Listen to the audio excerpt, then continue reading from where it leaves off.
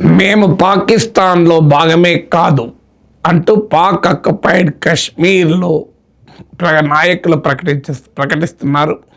We are not part of Pakistan అని PoK నాయకులు ప్రకటించారు. మనం చాలాసార్లు చెప్పుకున్నాం, పాకిస్తాన్ అక్రమ ఆధీనంలో ఉన్న భాగాన్ని మనం పాక్ ఆక్యుపైడ్ కశ్మీర్ అంటాం. International agencies Pak administrated Kashmir అంటారు.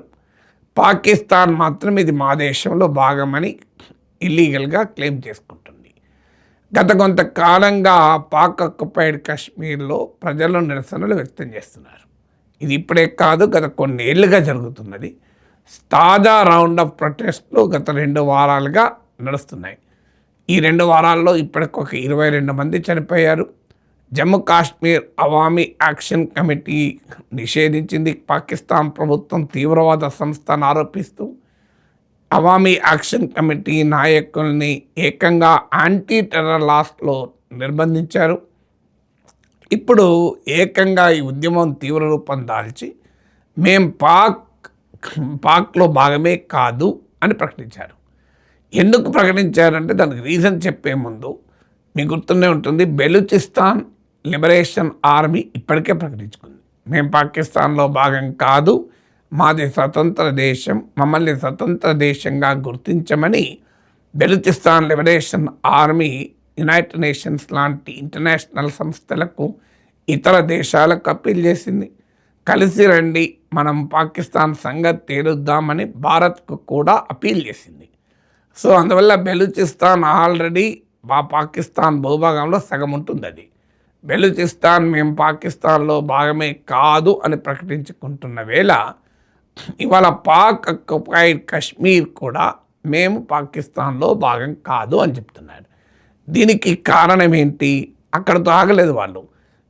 ఈ పరిస్థితులు ఇలాగే కొనసాగితే మేము సొంత మార్గాలు, ప్రత్యామ్నాయ మార్గాలు చూసుకోవాల్సి వస్తుంది అని కూడా అన్నారు.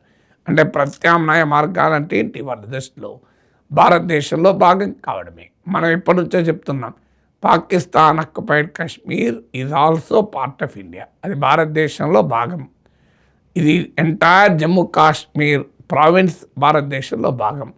పాకిస్తాన్ అన్యాయంగా కొంత భాగాన్ని ఆక్రమించుకుని కూర్చుంది. ఇవాళ కాకపోతే రేపైనా పాక్ ఆక్యుపైడ్ కశ్మీర్ నుంచి బయటికి రావాల్సిందే, ఇది మన డిమాండ్. సో ఈనాడు ఎందుకంటే ఎంటైర్ జమ్మూ అండ్ కాశ్మీర్ రాష్ట్రం ఇప్పుడు మన మ్యాప్లో చూపెట్టేది కూడా మనం లీగల్గా మన భాగంగానే చూపెడతాం. జమ్మూ కాశ్మీర్ అసెంబ్లీలో ఈ ప్రాంతానికి కూడా సీట్లు ఉంటాయి, అవి ఖాళీగా పెడతారు. ఇవాళ కాకపోతే రేపైనా పాక్ ఆక్యుపైడ్ కశ్మీర్ నుంచి పాకిస్తాన్ను తరిమి కొట్టి అది భారత్లో భూభాగం కావాల్సిందే.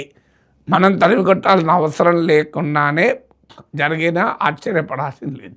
ఇప్పుడు పీఓకేలో ఉన్నటువంటి ప్రజలే అంటున్నారు మేము ఈ పాకిస్తాన్లో ఉండము అని. ఎందుకు? దీనికి పాకిస్తాన్ చాలా ఈజీగా భారత్ పైన నెట్టివేస్తుంది. ఇప్పుడే కరాచీలో ఇటీవల జరిగిన దాడులను కూడా భారతే కారణమని చెప్పింది. బెలూచిస్తాన్ లిబరేషన్ ఆర్మీ వెనకాల కూడా భారత్ ఉందని ఆరోపణలు చేస్తూ ఉంటుంది. కానీ వాస్తవానికి పాక్ ఆక్యుపైడ్ కశ్మీర్లో పాకిస్తాన్ ప్రభుత్వ దుర్మార్గం వల్లనే ఈ పరిస్థితి ఏర్పడింది. సో అక్కడ స్టార్ట్ అయింది ఏంటి? అవామీ యాక్షన్ కమిటీ, అంటే పౌరుల కార్యాచరణ.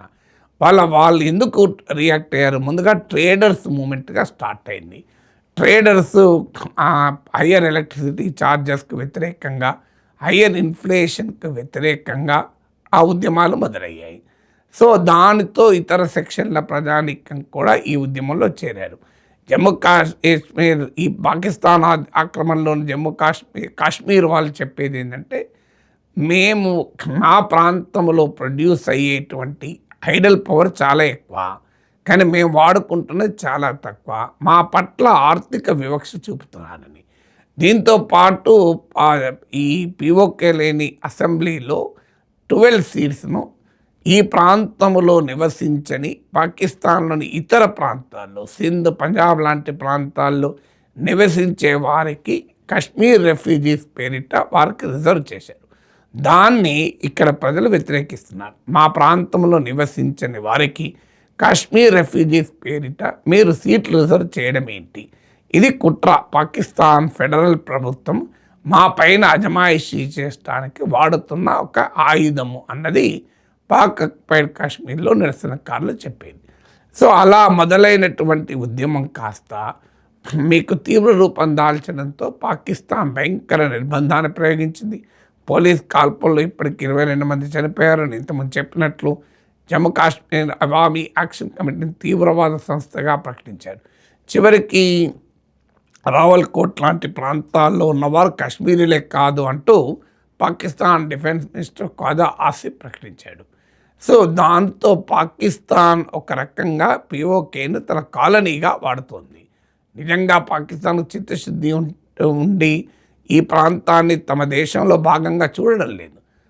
ఇక్కడ పాకిస్తాన్ ఆక్యుపైడ్ కాశ్మీర్ పైన తీవ్రమైన వివక్ష, దాని ఒక కాలనీగా ఎక్స్ప్లాయిట్ చేయడమే తప్ప తమ ఆధిపత్యంలో ఉంచుకోవాలి ఒక వలస ప్రాంతంగా చూస్తున్నారు కనుకనే ఈ వ్యతిరేకత వస్తుంది. ఇప్పుడు బెలూచిస్తాన్లో కూడా అదే. బెలూచిస్తాన్లో పుష్కలంగా సహజ వనరులు ఉన్నాయి, నిక్షేపాలు ఉన్నాయి, కీలకమైన మినరల్స్ ఉన్నాయి, ఆయిల్ అండ్ గ్యాస్తో సహా.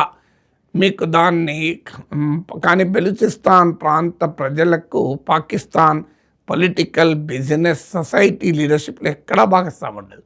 మిలిటరీ మొత్తం పంజాబీలే, పొలిటికల్ లీడర్షిప్ కూడా అత్యధికంగా పంజాబీ లేదంటే సింధ్. సో అందువల్ల బెలూచిస్తాన్ ప్రజలు మా పట్ల వివక్ష ఉందని భావిస్తున్నారు.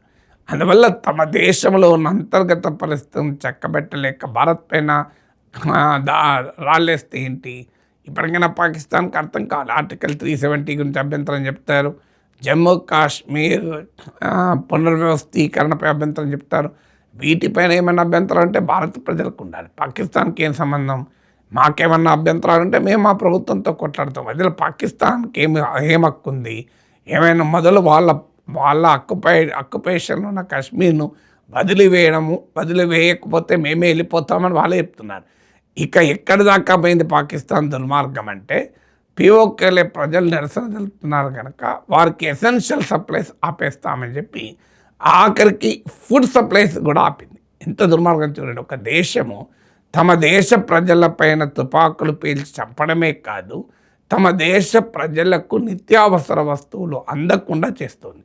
అంటే ఎక్కడైనా ఆక్యుపేషనల్ ఫోర్సెస్ చేస్తాయి అంటే ఒక దేశాన్ని మరో దేశం ఆక్రమించుకుంటే చేస్తుంది. ఇప్పుడు ఇజ్రాయెల్ గాజాలో చేస్తుంది, అక్కడ పాలస్తీనా ప్రజలకు చేస్తుంది. కానీ ఇక్కడ పాకిస్తాన్ నా దేశంలో భాగమని చెప్పుకుంటూ పిఓకే ప్రజలకు ఆహారం కూడా అందకుండా చేస్తాను అని దిగ్బంధం చేస్తుంది. ఎందుకంటే అలాగైనా ఈ పౌరుల పోరాటం ఆగిపోవాలనేది కుట్ర. సో ఇక్కడ ప్రపంచంలో ఉండదు. ఒక దేశ ప్రభుత్వము తమ దేశ ప్రజలపైనే ఈ రకమైన నిర్బంధ కాండను ఆఖరికి వాళ్ళని ఆకలికి గురి చేసేదాకా కూడా చేస్తుంది. అందుకే వాళ్ళు అంటున్నారు మా మనగడే ప్రశ్నార్థకమైనప్పుడు మేము ఇతర మార్గాలు వెతుక్కోవాల్సి వస్తుంది కదా అని.